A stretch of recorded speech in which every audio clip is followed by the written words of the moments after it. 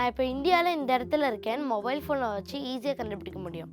எப்படி இந்த mobile phones நான் இருக்கிற இடத்த இவ்வளோ அக்யூரேட்டாக கண்டுபிடிக்குது, அதை பற்றி இந்த வீடியோவில் பார்க்கலாம். ஜிபிஎஸ், அதாவது குளோபல் பொசிஷனிங் சிஸ்டம். இந்த டெக்னாலஜி யூஸ் பண்ணி தான் நம்ம ஏர்த்தில் எங்கே இருக்கோம்னு ஈஸியாக கண்டுபிடிக்கிறாங்க. 30 ஜிபிஎஸ் சேட்டலைட்ஸ் நம்ம ஏர்த்தை சுற்றி வந்துட்டு இருக்கு.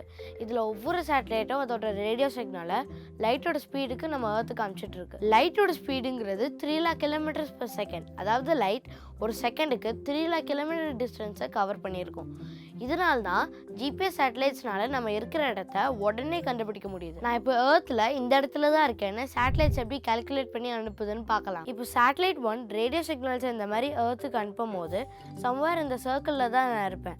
அதனால ஒரு சேட்டலைட்டை மட்டும் வச்சுட்டு எக்ஸாக்டாக நான் எங்கே இருக்கேன்னு கண்டுபிடிக்க முடியாது. இப்போ சேட்டலைட் 2 அதோட சிக்னலை அனுப்பும் போது சேட்டலைட் 1ஓட சிக்னலும் சேட்டலைட் 2ஓட சிக்னலும் இந்த மாதிரி ஓவர்லேப் ஆகும். அடுத்து சேட்டலைட் 3ஓட சிக்னல் இந்த மாதிரி கிராஸ் ஆகும் போது நம்ம இந்த இடத்துல தான் இருக்கோம்னு சிக்னல் டிடெக்ட் ஆகும்.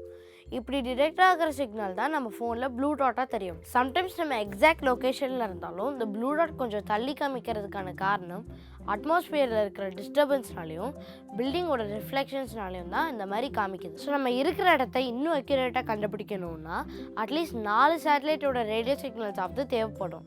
இப்படி தான் சேட்டலைட்லேருந்து வர சிக்னல்ஸை வச்சு நம்ம இருக்கிற இடத்த ஃபோன்ஸ் ஈஸியாக டிடெக்ட் பண்ணுது. இதே மாதிரி உங்களுக்கு நிறைய கொஷின்ஸ் இருக்கும். அதெல்லாம் #askன்னு டைப் பண்ணி கமெண்ட் பாக்ஸில் கமெண்ட் பண்ணுங்கள்.